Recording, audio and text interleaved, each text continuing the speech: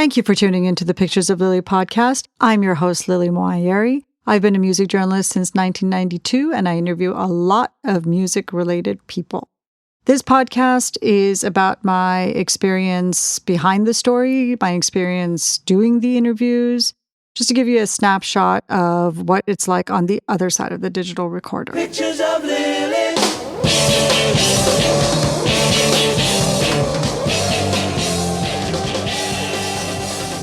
Thank you, everyone, for tuning in to the Pictures of Lily podcast. This is episode number 21.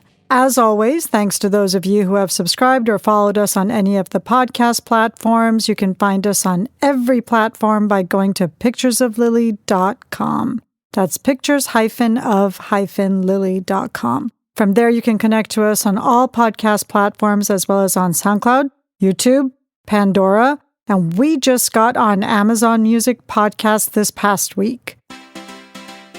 In this episode, I'm going to be talking about Erasure, whom I interviewed for Spin, and who have a new album, The Neon. I try to discover a little something to make me sweeter. Oh, baby, refrain. Here are a few snapshots of my experience interviewing Erasure. Erasure have been a standard in my life since the 80s. For those of you who may not know, Erasure is a duo made up of Andy Bell, who takes care of the lyrics, melody, and vocals, and Vince Clarke, who takes care of the music. Vince is one of the original members of Depeche Mode. He left that group and went on to form Yaz or Yazoo, depending on if you're in the US or the UK, with Alison Moyet. Andy was already a huge fan of Vince's. They got together as Erasure when Andy answered an ad for a vocalist that Vince had put in the defunct music magazine Melody Maker. This is a place so many of the bands of my teenage years got together, through the ads at the Melody Maker. Andy was in total awe and very nervous when he was auditioning for Vince, but obviously he smashed it in the end. If you change your mind, I'm the first in line. Honey, I'm still free. Take a chance on me. If you need me, let me know and I'll be The Neon is Erasure's 18th album, and it's my second time interviewing them. The last time was about 25 years ago. That was after they did an awesome EP of ABBA covers, and one of the songs they covered, Take a Chance on Me, featured my friend Karen, professionally known at the time as MC Kinky. She was doing some badass chanting on it. For The Neon, I interviewed Andy and Vince separately while I was on vacation, so it was kind of an out-of-context experience for me. They were early morning interviews. I was doing them on the patio of our hotel room with lots of trucks going by and people having early morning coffee all around. It was very unusual, but it was great. Andy was really forthcoming and really passionate about everything we were talking about, and we talked about a lot of different things. We talked about all the progress the LGBTQIA community has made, similarities between the current pandemic and the AIDS crisis. Andy himself has been living with AIDS since 1998. His various homes in London, Miami, Atlanta, which is also where they partially recorded the album. older, wiser, really doesn't matter. I'm as done as the rest. Break it, wreck it, tearing down the fences, puts my faith to the test. One of the things Andy pointed out to me was that the pandemic has kind of leveled the playing field for artists that occupy different positions on the hierarchy of getting on things like TV shows. This is because they're all just doing it remotely anyway. I pointed out to him that with a band at their level of establishment and their loyal fan base, they were going to have ears on their music no matter what, and that they could probably do a digital concert and stream it and sell a solid number of tickets like Nick Cave has, Lianne La Havas, Laura Marling, all of these people. Andy didn't think much of that idea. This is what he told me. I can't imagine playing to a non-existent audience. They might be there at the other end watching us, but that to me seems too not real. And this was Vince's response to that. There are no plans to do anything like that. We're in different countries. Our backing singers and crew are all over the world. We've recorded a couple of things, but they're not concerts by any means. A whole concert like that would be quite boring. One artist going through an hour and a half of songs on a TV screen, I don't think that would be interesting for the fans.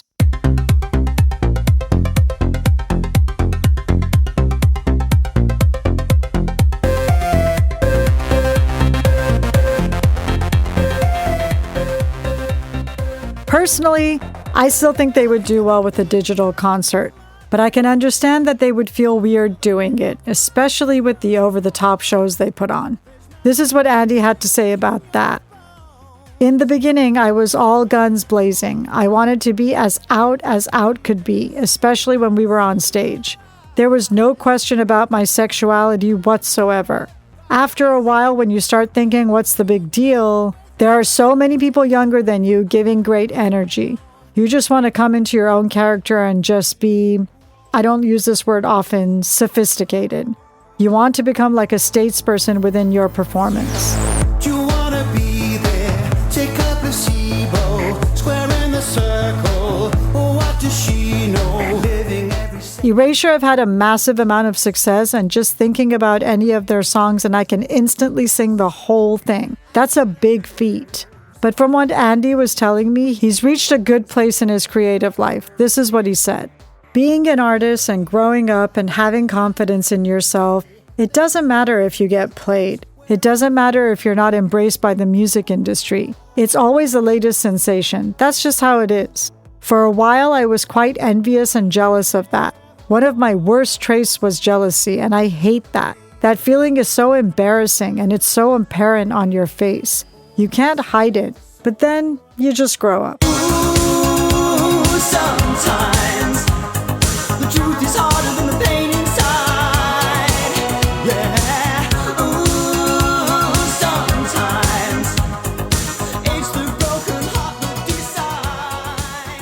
One of the most fun things I got to ask, which was directed at Vince, was about how he felt about being inducted into the Rock and Roll Hall of Fame, which is happening for him this year as part of Depeche Mode. I had a feeling the induction didn't mean much to him, and he confirmed that it didn't. This is what he said. Not really. I'm glad for the Depeche Mode boys. They really deserve it and worked really hard to get there. I don't like the name. I don't think Erasure is a rock and roll band. If there was a pop hall of fame, I would be very happy to be in there.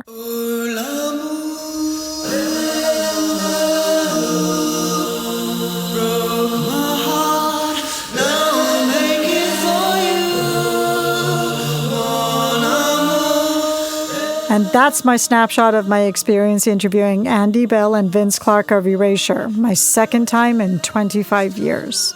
You can find the full feature online at spin.com, and it is also linked at picturesoflily.com. Looking for you, you were looking for me.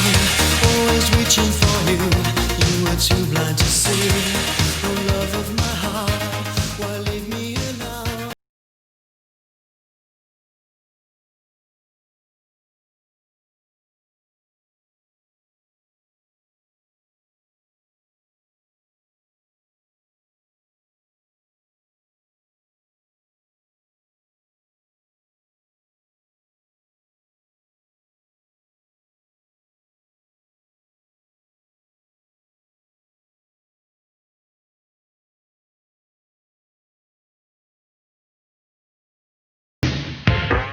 From myself and my co-producer, director, editor, Lawrence Schroeder, thanks for listening. And once again, if you haven't had a chance to subscribe or follow the podcast on any of the podcast platforms, please do so, and please rate and review.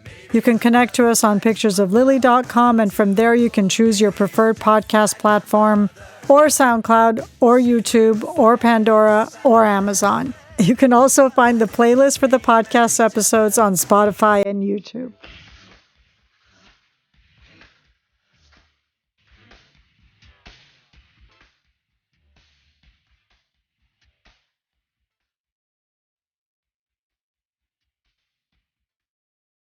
Once again, thanks for listening. Pictures of Lily.